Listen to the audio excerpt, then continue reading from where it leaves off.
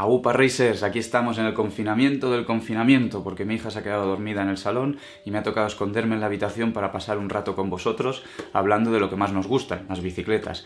Hoy concretamente el segundo vídeo del serial Cómo y dónde se fabrican cuadros y componentes. Y el protagonista lo tenemos aquí, cuadros de AliExpress. ¿Cómo puede ser, en este caso, uno rígido de montaña que cuesta apenas 230 € cuando las marcas top están vendiendo sus cuadros sueltos por 1.500, 2.000, incluso 3.000 o 4.000 euros?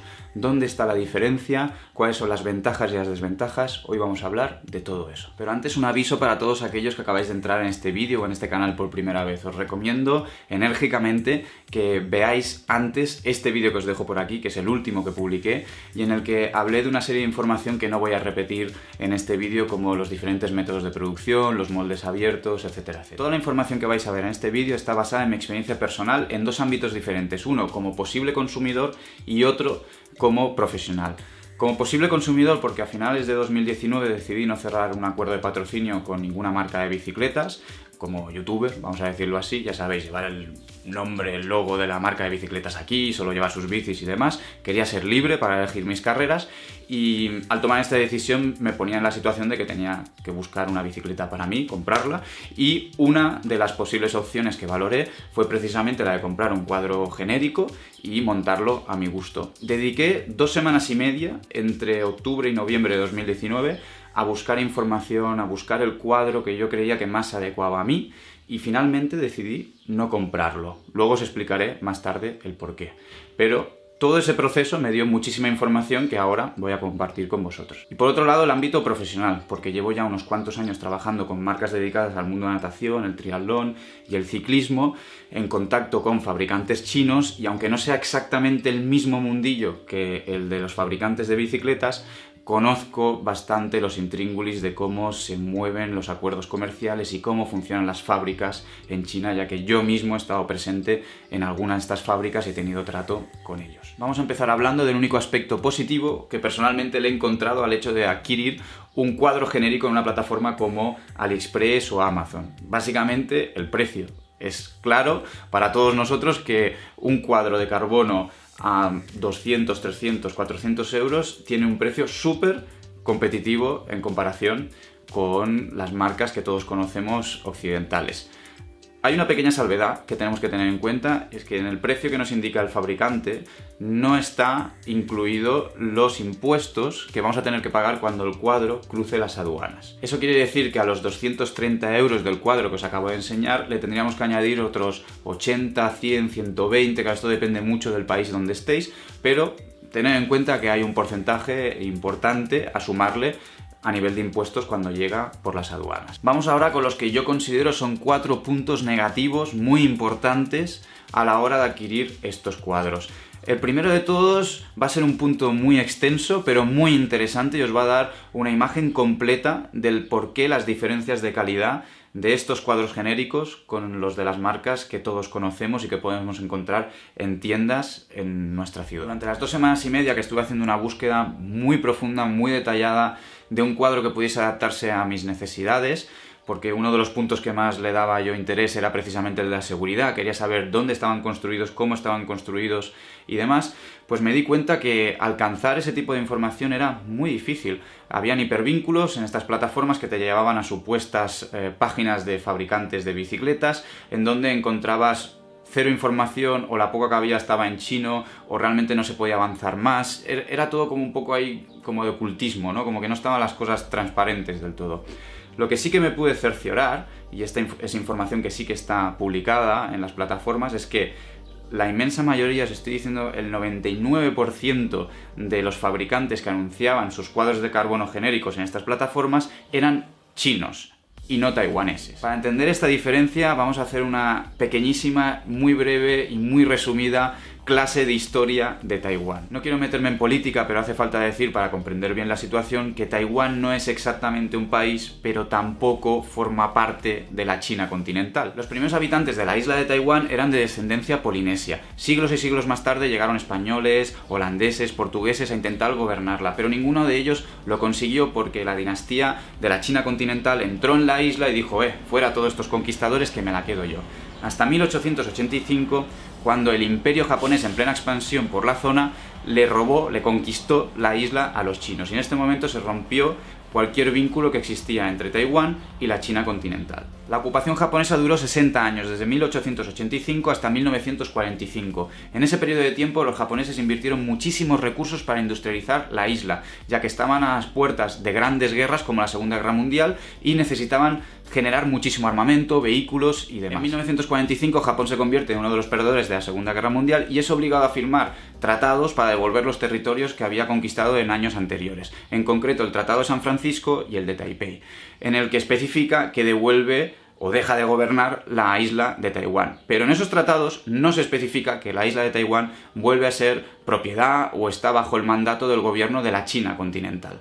Esto nos deja en un agujero legal en el que estamos hoy en día, en el que Taiwán tiene su propio gobierno, sus propias normas y leyes, pero si le preguntas al gobierno de China te dice que la isla es suya, incluso si le preguntas a algunos miembros del gobierno de Taiwán te dicen que sí, que forman parte de China. Pero, por ejemplo, en los Juegos Olímpicos participan los chinos por un lado y los taiwaneses como China, Taipei, por otro. En historia nos importan dos aspectos. El primero es que Taiwán se desarrolló industrialmente mucho antes que la China continental y esto favoreció que en los años 80, cuando llegaron las primeras marcas de bicicletas buscando costes de producción más bajo, Taiwán los pudiera coger porque ya tenían las fábricas construidas, mientras que el gran boom de fábricas en la China continental se dio en los años 90. El segundo aspecto tiene que ver con la independencia a nivel de gobierno de Taiwán, ya que tiene sus propias normativas, regulaciones, y todas estas se parecen mucho más a las que tenemos en Europa o en Estados Unidos a nivel de producción. Los salarios para los operarios son más altos, las condiciones de trabajo son mejores, y por otro lado miran mucho más todo el tema de contaminación medioambiental, y por supuesto los controles de calidad de los productos son mucho más elevados. Y esto nos da una imagen que, a nivel general y simplificándola muchísimo, podemos decir que en Taiwán se genera calidad a nivel de bicicletas y en China hacen lo que pueden. Ahora mismo los pedidos gordos de miles de unidades de bicicletas de marcas top ventas a nivel mundial, como pueden ser Scott, Specialized, Cannondale, etcétera, etcétera, están todos concentrados en Taiwán. Y desde China se lo miran en plan, narices, ¿qué podemos hacer? Porque no hay manera de que China les arañe ninguno de esos contratos multimillonarios. Entonces, los chinos, para competir, han aprovechado la ocasión en los últimos años que ha generado las plataformas como AliExpress o Amazon, que han puesto en contacto Occidente con sus fábricas directamente sin necesidad de publicidad ni nada, y han dicho, bueno, pues vamos a crear una especie de inframundo en el que podemos hacer dos cosas. Uno, copiar los diseños de los cuadros de las marcas top y cometer una ilegalidad tremenda porque no tenemos la patente, pero bueno, como se vende de uno en uno y si no miran mucho las aduanas, pues lo pasaremos.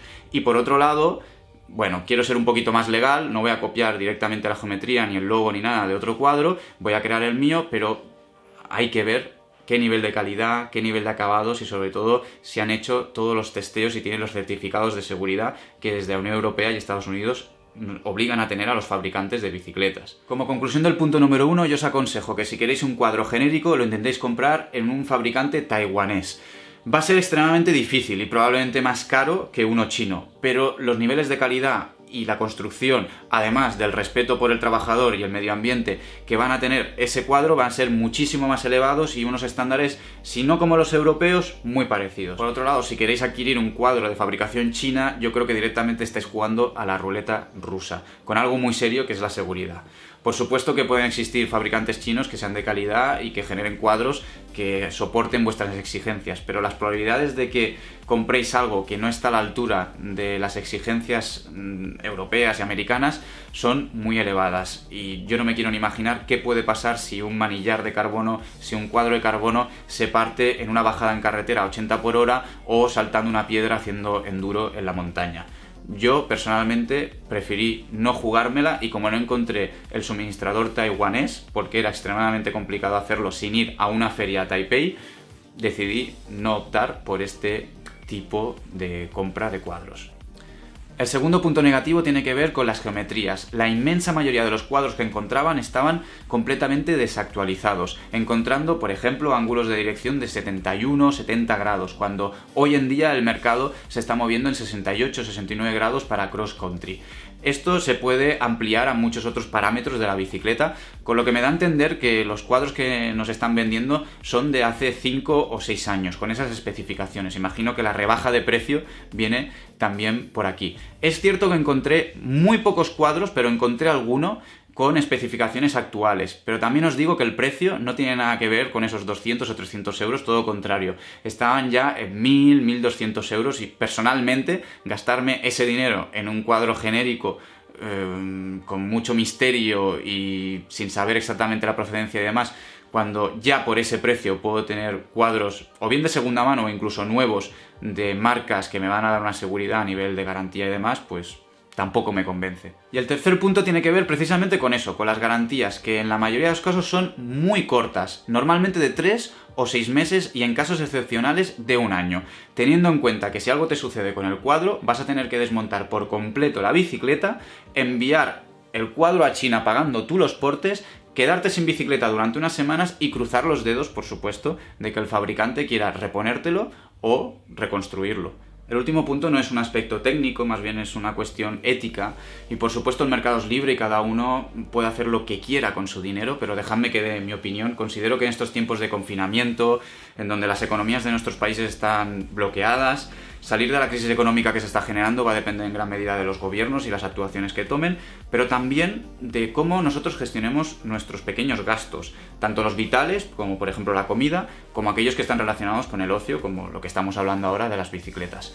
Creo que hacer un gasto en un componente o un cuadro de carbono a través de una de estas plataformas que hacen que nuestro dinero salga de nuestra casa, de nuestro país y se vaya directamente a China y allí se quede y no repercuta de ninguna manera en nuestro entorno económico cercano, no es para nada positivo en las semanas y meses que vienen por delante. Sin embargo, invertir nuestro dinero en la típica tienda de bicicletas de barrio de toda la vida, que desgraciadamente ahora lo van a pasar muy mal, y si es posible dentro de esa tienda elegir una marca nacional, que sabemos que no fabrican las bicicletas aquí, la mayoría de ellos, como ya dijimos en el vídeo anterior, pero es cierto que tienen personas trabajando dentro del almacén, pintando los cuadros, encargándose del marketing, haciendo el diseño de las bicicletas, transportistas, equipos de deportistas profesionales. Invertir el dinero de esta manera es invertirlo en nuestro ciclismo. Alguno de vosotros estará pensando, de esta manera me va a salir mucho más caro. Bueno, depende. Tenemos la gran suerte de tener muchísimas marcas de bicicletas en este país y estoy seguro que de esta lista que he hecho ahora mismo, que me han salido así sin pensarlo demasiado,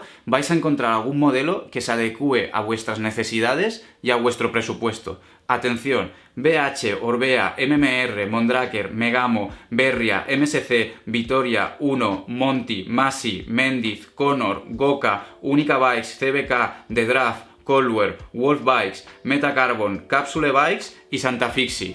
Y seguro que me he dejado alguna. Pido perdón por ello. Dejadlo en comentarios si se me ha escapado alguna, por favor. Vienen tiempos difíciles, yo creo que será muy importante ayudarnos entre todos y confiar en el comercio local, de nuestra ciudad, de nuestro pueblo, de nuestro país.